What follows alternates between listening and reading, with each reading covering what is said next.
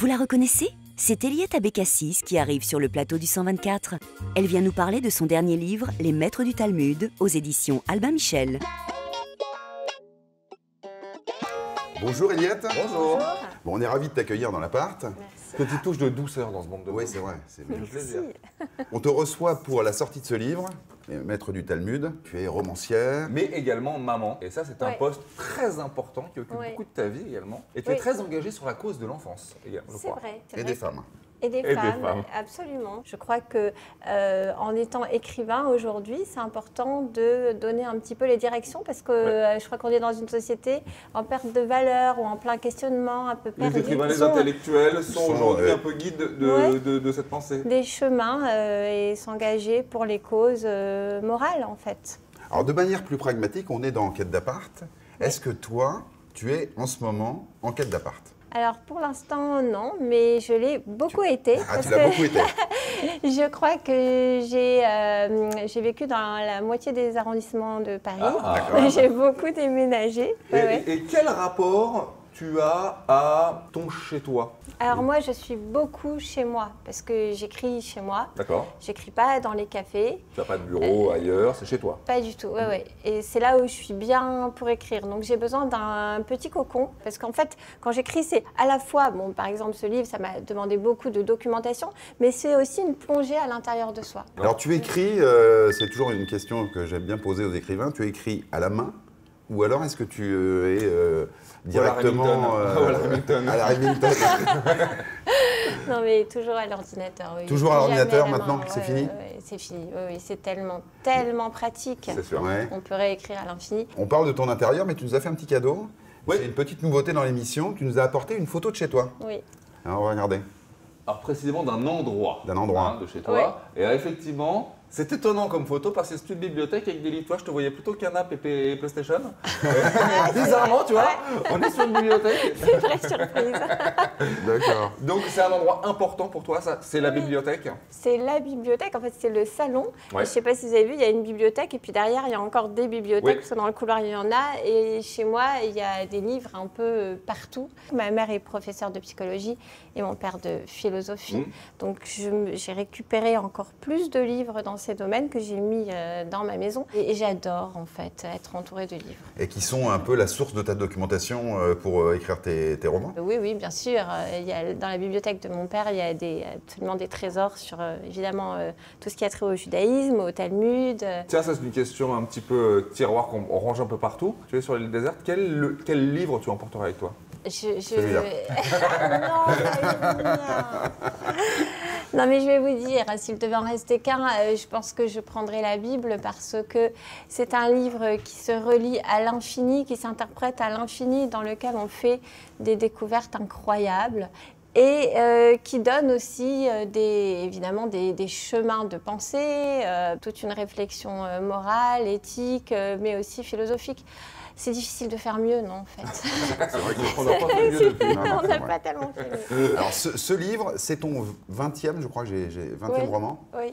On est en plein cœur du Moyen-Âge, en pleine Inquisition. Il y a une intrigue qui se noue autour d'un bébé qui est égorgé. Et on a un petit problème, c'est qu'effectivement, la communauté juive est désignée comme fautive. Et tout le livre est autour de ça.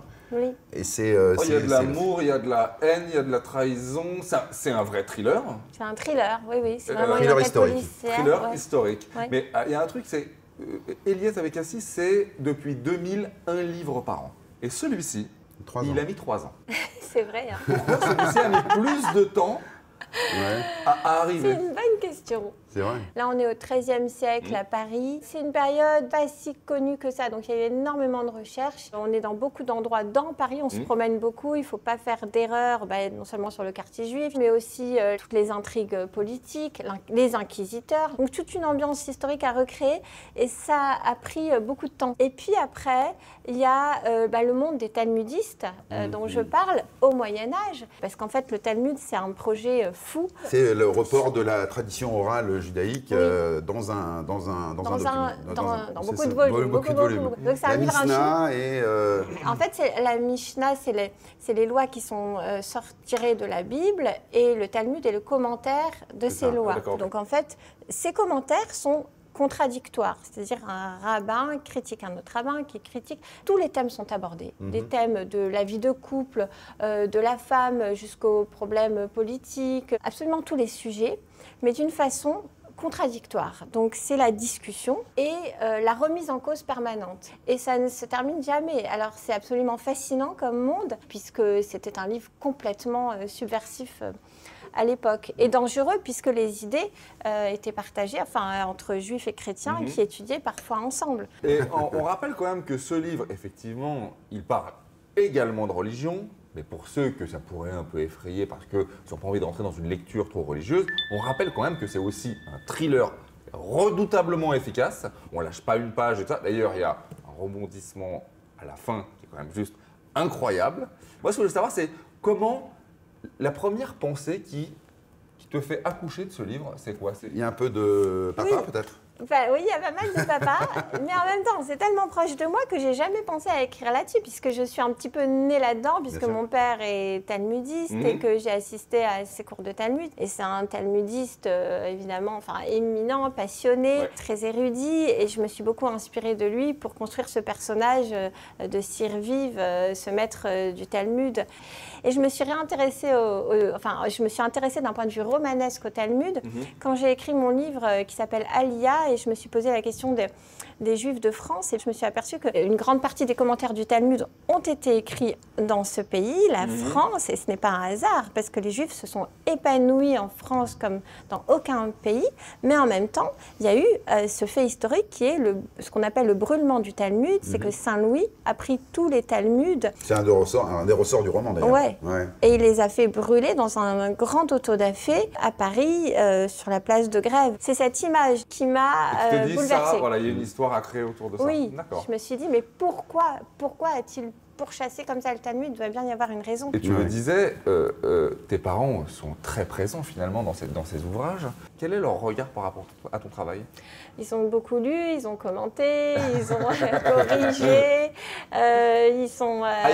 ils ont également corrigé, c'est-à-dire qu'ils étaient présents pendant la création de l'ouvrage. Oui, parce que mon père a corrigé plusieurs versions du livre. Il fallait que je vérifie que je ne dise pas de bêtises quand même sur le Talmud. Il n'est pas toujours là. C'est un spécial, Alors est-ce que c'est pas un petit peu subversif dans ces périodes un peu controversées de parler de la judaïté, parler du Talmud? Est-ce qu'il y a un acte militant dans l'écriture de ce livre autour de ça? Ce livre se situe au Moyen-Âge, mais j'ai l'impression qu'on est dans très actuel, un retour du Moyen-Âge où il faut à nouveau se battre contre le fanatisme. Et donc le militantisme, c'est un militantisme de la liberté de penser. Alors, on le dit, ce bouquin, il faut le lire, c'est haletant. C'est haletant. Totalement. Mais c'est un livre intelligent. Historiquement, il apprend beaucoup de choses. Mais c'est là où on voit également que tu es une femme engagée, comme dans beaucoup de combats que tu mènes également pour l'enfance. Et on retrouve tout ça dans cette écriture un petit peu opiniâtre et conquérante. Mais c'est vrai, on retrouve tout ça, ça fait vraiment plaisir. En termes d'écriture, il y a un truc qui te plaît beaucoup, je voulais en parler juste pour terminer. Oui. C'est que tu es une fan de comédie musicale, de spectacles musicaux. Oui. Et tu as écrit récemment donc les paroles d'une comédie musicale qui s'appelle Scène d'amour, je crois. Scène d'amour, voilà, c'est 7 scènes de la vie d'un couple en chanson. Et le spectacle a été donné à la Bastille, au Café de la Bastille, au Café de la Danse, et mis en scène par Ninon Bretéché avec 2 chanteurs qui font des duos formidables, qui chantent et qui jouent. Et ça part en tournée. Et ça part en tournée. Tu suis un petit peu, tu vas aller suivre Oui, j'adore. Tu pourrais nous chanter quelque chose ou pas pour terminer? On avait dit qu'on le ferait pas. Eh bien, en tout cas, merci beaucoup d'être passé nous voir à l'appart. C'était un grand plaisir. On va rappeler pour les gens qui nous regardent qu'Eliette Abécassis était avec nous. Elle nous a parlé des Maîtres du Talmud. C'est sorti chez Albin Michel et c'est déjà un gros carton. Merci. Merci Anne. Vous avez aimé cette vidéo? Vous faites comme ça, des petits pouces partout. Par contre, si vous n'avez pas aimé, les petits pouces en bas comme ça. Exact. Clac, clac, clac. Mais le plus important, c'est qu'il y a un bouton par là, vous vous abonnez. Abonnez-vous. Ça nous fera plaisir.